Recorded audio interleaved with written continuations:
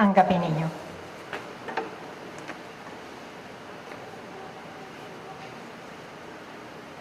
Ang walang hanggang pagsubaybay at pag-ibig ng Ama at manatili kayo sa ganap na kapayapaan. Lagi.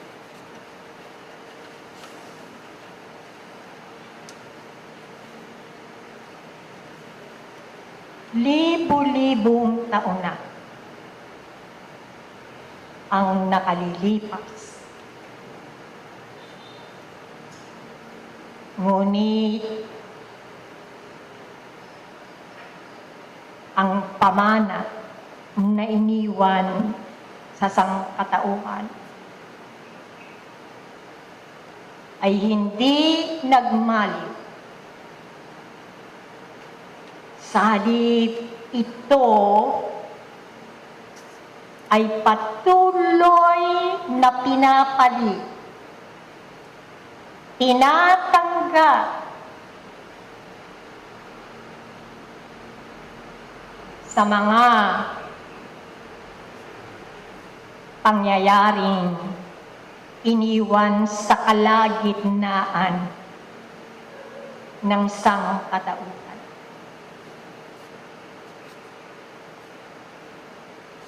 Ipinamana, wika ko nga, ang imbokasyon na isa sa hakbang sa pananahimik at pagtuon ng banal na katangian ng may kakayahang ganapin ito. Isang sining ng pakikipag-ugnayan at naising makatulong hindi lamang sa iisa, kundi sa lahat. At ito ay umusbong sa lubog na Lemuria at Antak.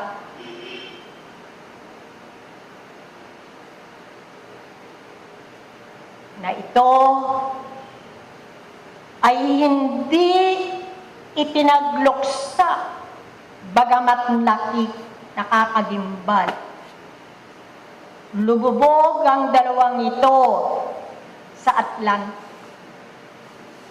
Ngunit patuloy na umalimbukay sa sangkatauhan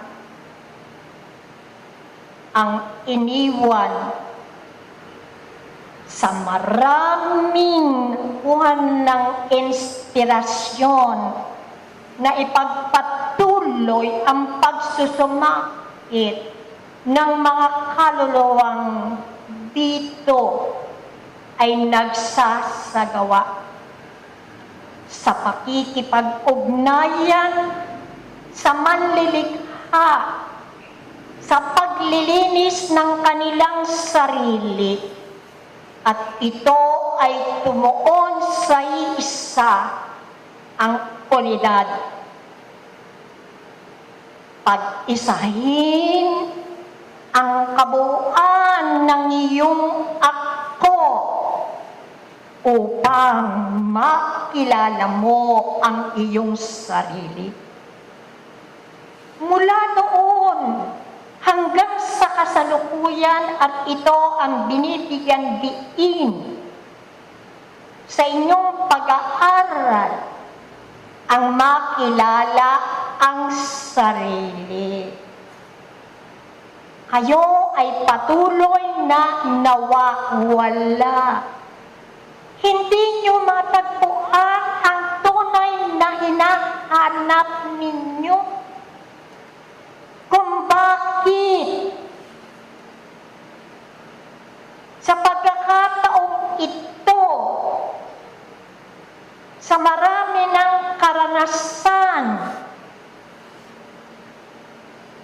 na wika ninyo ay mga parusa ng manlilika kung bakit natatagpuan ninyo ang inyong sarili na lugami. Nakakaramdam kayo ng iba't ibang kirot ng laman na binibigyan ng bingis sa inyo. Bakit? Na tila kayo bata na hindi ninyo mabigyan ng kaaliwan ang mga internal na organo ng inyong katawang laman, ang mga pangunahing sugpungan, kung bakit kayo ay nakakalakad, nakakakilos at nakakagawa. Kulang ang daloy ng pananampalataya at sa pag-ibig na tinatanggap ninyo araw-araw. Ngunit, sa mga pangunahing kaluluwa sa Lemuria,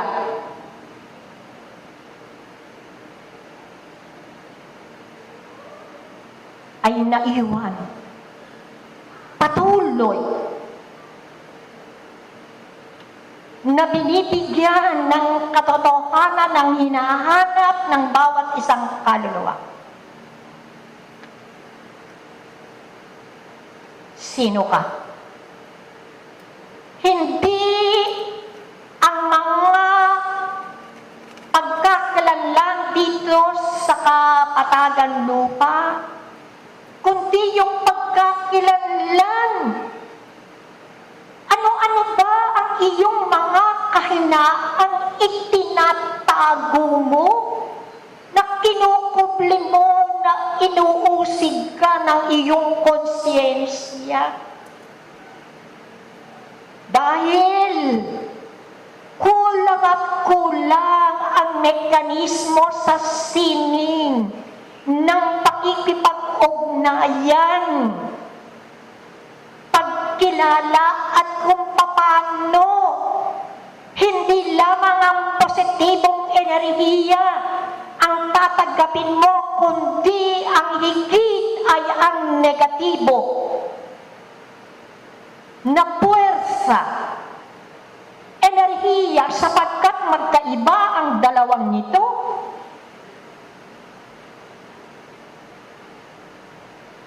Patuloy ninyong nasasapol kung bakit sa ganyang kalagayan ng inyong gulang sa pakikitalat dito sa lupa,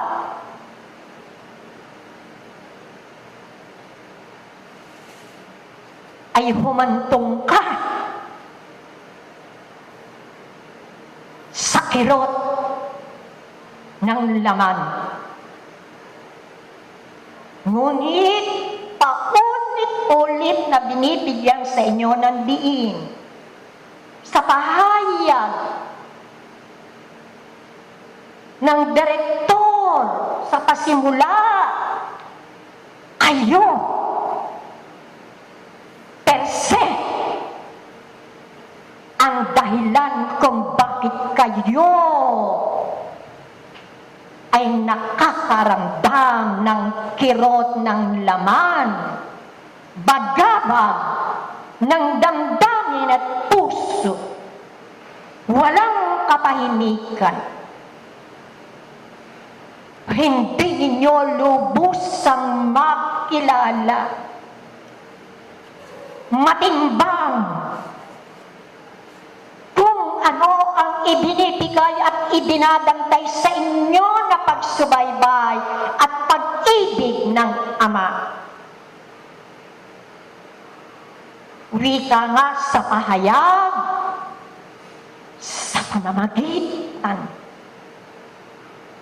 ng chakra na magbubuhat sa inyong bumbunan hanggang sa iba't ibang pinto kabuuan ng lagusan ng enerhiya, ipuwersa, mababalansin ninyo ang hapit at ang bagsik ng mga bakterya, virus,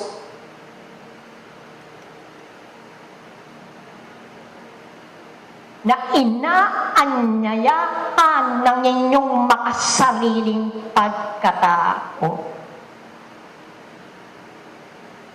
Kaya kung nauunawaan ninyo at tinitimbang ninyo, sapat na ang mga araw at panahon na kayo ay nakipag-ugnayan. Humingi ng awa na mananawa ay matanggap ng inyong katawang laman ang pag-ibig ng Ama. Ang subaybay ng Ama upang kaibsan ang kirot ng laman, ang bagabag ng inyong mga kalooban at isipan na hindi mo alam kung paano mo ito tatakasan. Ngunit sa pamamagitan, wika ko nga na nagbuhat pa sa mga kaluluwang nagsumakit upang ang sining ng imbokasyon lalangkat sa tatlong kaangkinan at bubuo ng isang liwanag na kayo hanggang sa kasalukuyan hindi ninyo mabigyan ng liwanag at definisyon. Ano ba ang liwanag na sa inyo ay sinasabog sa panimula pa lamang ng gawain? Hindi ang ilaw ng elektresidad, hindi ang ilaw o ang sinag ng araw. Ano ba yan na paulit-ulit na hindi ninyo binibigyan ng pagsusuri kung ano ang sinasabing kaliwanagan tungo sa katotohanan? Nagiging maramot ang pagtanggap ng magnetismo personal upang ang fluido, banal na fluido na sa inyong magiging proteksyon upang madala nyo at maunawaan ang kahingian ng patuloy na paglalakbay na payapa ang isip, maawaing damdamin na siyang lalangkat na kung alam mo kung paano ang liwanag na ito ay siyang magiging kabuuan na taglay mo na magagamit mo hindi lamang sa iyong kapwa, kundi maging proteksyon sa maraming mga nagbabantang negatibong maliliit na hayop na hindi kayang makita ng mata ng tao, na kailangan ang isang instrumento upang ito ay makita at aniyan na unti-unting sumasalakay, nagagapi ang iyong lakas na panglupa. Ngunit mag-aaral ng Espiritismo, nakalulungkot. Hindi ninyo matanggap at magos ng buong buo ang liwanag na ibinabasbas sa inyo sapagkat ikaw ay nagtatago pa sa sarili mong anino. Nakakapit pa rin sa mga titik, nakakapit pa rin sa mga salita, na ang mga salitang yan ay tila isang bulak na hindi nasasapol at naiiwan sa inyong mga kapatid na naghahanap ng katotohanan sa pagkilala sa kanilang sarili. Kaya naunawaan ninyo, naiintindihan ninyo kung ano ang binasa, inisa-isa na paulit-ulit sa bagong pasimula. Nagtanong ba kayo na kayo ay sakdidi sa kalagayan na kayo ay matulungan? Ngunit kailangan ninyo muna ang abakada ng pagtutulungan, ng pagtanggap, katotohanan depende o ayon sa inyong kalooban, sa inyong kapaligiran, sa inyong mga ginagawa, pakikitungo sa bawat miyembro ng pamilya, sa labas ng inyong tahanan, mananatili ang magnetismo na hinihingi ninyo sa inyong laman. Kaya paulit-ulit na kayo ay humarap. Ngunit kung kilala nyo ang inyong sarili, mananatili ito hanggang sa magpantay ang inyong mga pangyayap, sapagkat ikaw ay natanggap mo, nakilala mo ang kulay ng liwanag na sinasabi sa inyo ayon sa antas kung sino ka.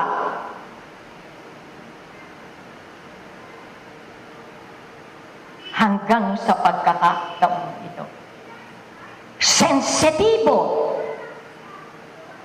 Hindi ang wika ay ang paggagamot lamang at mahingi ninyo.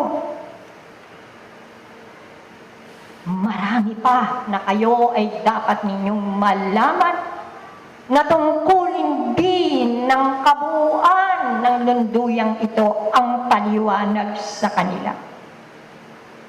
Na maaaring ang ibinigay na tulong ay hanggang 1 oras, 2 oras, araw, o sa panahon.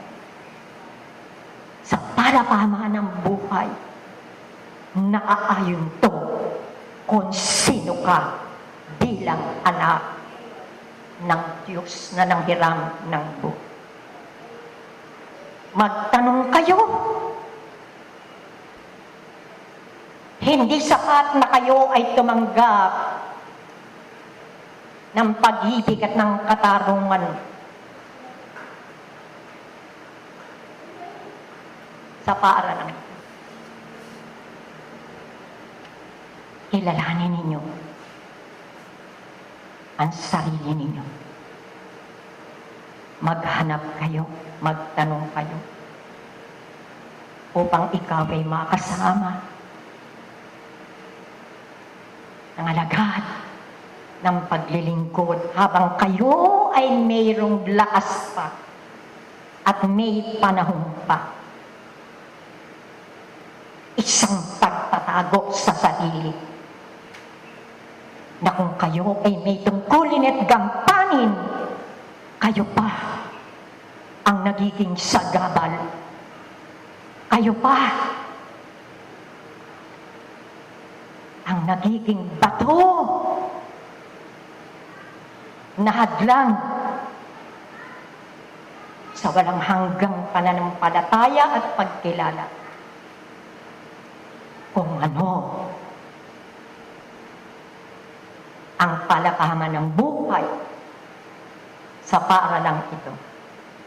Papatuloy tayo ng gawain sa iba pa.